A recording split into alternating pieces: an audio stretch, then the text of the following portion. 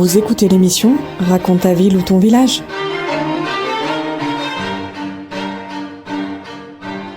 Nicolas Izquierdo, vous êtes président de l'association Les Amis du barrage rapide de Montgenèvre. Bonjour.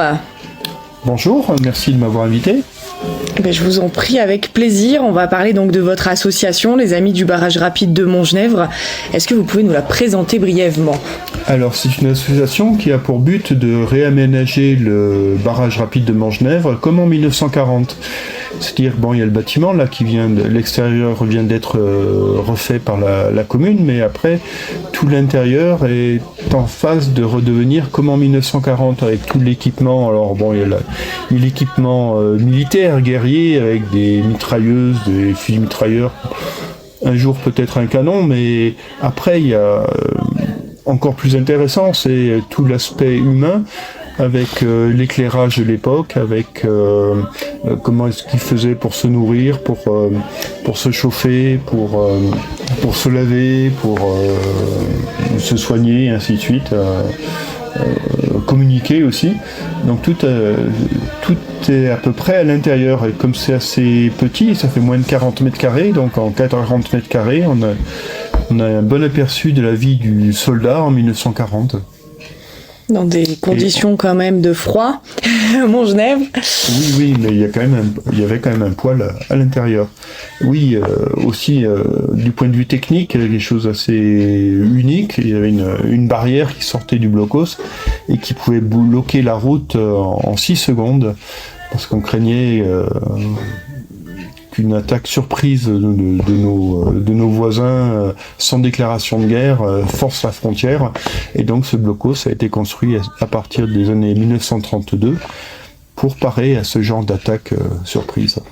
Il y en avait 3 comme ça dans les Alpes, un du côté de Bourg-Saint-Maurice qui a été complètement détruit pour agrandir la route, un du côté de Menton qui existe toujours mais qu'on ne peut pas visiter parce que le terrain s'affaisse un petit peu, et puis il y a celui de Montgenèvre.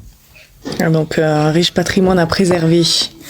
Oui, et puis assez unique parce que dans les blocos, il y a des blocos qui fleurissent un peu partout. Ils y étaient avant, mais qui sont réhabilités, on en retrouve quand même de plus en plus, mais celui-là est vraiment d'un type unique. Et puis il est à taille humaine.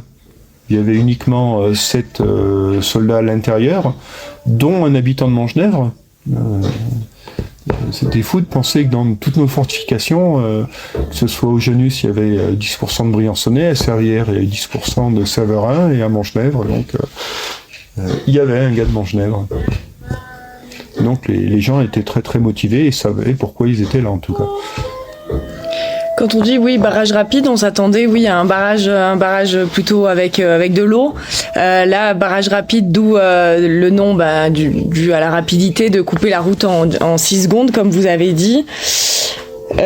Vous, pourquoi vous avez créé cette association ? Vous êtes passionné d'histoire ? Alors j'ai toujours été passionné d'histoire, oui, et puis je suis accompagnateur en montagne, et dans le cadre de sorties à thème sur l'histoire, j'avais demandé l'autorisation à la mairie de Montgenèvre de pouvoir rentrer dans ce barrage rapide pour faire visiter. Et puis finalement la mairie de Montgenèvre m'a invité à faire visiter ce barrage rapide pour les journées du patrimoine il y a 3 ans. Et puis comme ça a bien marché, après ils m'ont proposé une convention, de me le laisser pour une convention, pour que je m'en occupe, et puis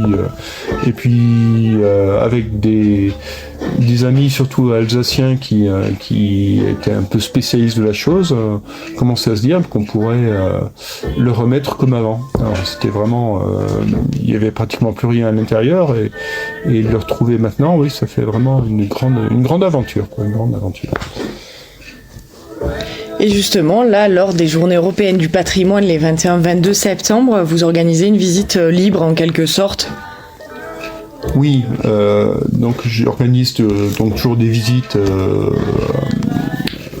sur la demi-journée, en général sur Montgenèvre. On parcourt une partie de la première ligne de 1940, et puis après on finit par le barrage rapide, qui est un ouvrage Maginot. Mais là, pour les journées du patrimoine, pour que ce soit accessible au plus grand nombre, il est aussi nécessaire d'être curieux. Hein. On passe, tous les Briançonnais passent devant ce blocos depuis des années, souvent sans l'avoir vu, et donc pouvoir quand même le découvrir, alors même rapidement. Hein. J'aurais pas le temps de tout expliquer à chacun, je pense, parce que il risque d'y avoir du monde, mais c'est une première approche et une découverte de voir ce qu'il y a à l'intérieur, parce que de l'extérieur, ça paye pas de mine. Déjà, c'est beaucoup mieux depuis que la mairie a fait refaire l'extérieur, mais à l'intérieur, oui, c'est impressionnant. Déjà, tout ce qu'il y a sur 40 mètres carrés. Et du point de vue technique aussi, oui, le lancement de la barrière est quelque chose d'assez... le dispositif est encore en place, et alors là, on peut plus faire sortir la barrière parce que la route a monté de 50 cm, et puis aussi... fermer la route internationale du Mont-Genèvre comme ça poserait des gros problèmes. On a un projet de faire bouger la barrière à l'intérieur, une partie de la barrière à l'intérieur, mais on a encore quelques petits problèmes. Elle fonctionnerait encore? Ah oui, tout fonctionne. Tout fonctionne. Wow. Tout fonctionne, mais là, on a un problème technique à résoudre, qu'on résoudra, mais il faut du temps. De l'argent. De l'argent aussi, bien sûr. Hein. Alors, d'où l'intérêt d'avoir une association support aussi pour pouvoir solliciter et gérer des subventions, des dons. Là, cette année, on a eu 2000 € de subventions. Et puis aussi un soutien avec d'un côté des membres actifs et puis de l'autre côté des membres sympathisants qui sont là. Alors c'est pas grand chose, hein, c'est 10 € par an, mais déjà pour payer l'assurance et les frais bancaires, c'est déjà super. Et puis aussi c'est un soutien moral pour montrer que c'est important pour diverses personnes. Là, sur l'association, on est une cinquantaine. Là. Voilà. Ah, c'est bien. C'est très très bien, oui. Et tout le monde peut se rajouter quand il en a l'envie.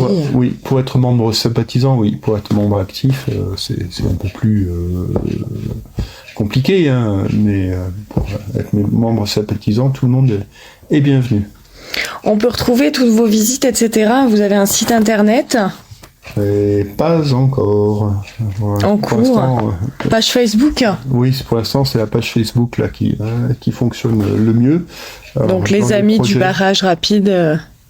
Oui. Puis ma page perso aussi. Je suis coordinateur en montagne et je transmets pas mal par là-dessus, et puis en utilisant donc les réseaux sociaux pour faire connaître ce qui se passe. Hein. Mais oui, quand les finances seront encore meilleures, le site internet semble indispensable pour une meilleure lisibilité, oui. Et puis aussi, là, samedi, dimanche, il y a sûrement plein de gens qui vont passer, et puis il risque d'y avoir du monde, donc ils vont pas pouvoir apprécier chaque objet, comprendre chaque chose. Mais après, avec un site internet, on peut imaginer que ça puisse se faire. Plus matière à développer chaque objet. Voilà, ouais. Avec photos, etc. Comme à l'époque. Eh bien, merci beaucoup, Nicolas. À bientôt.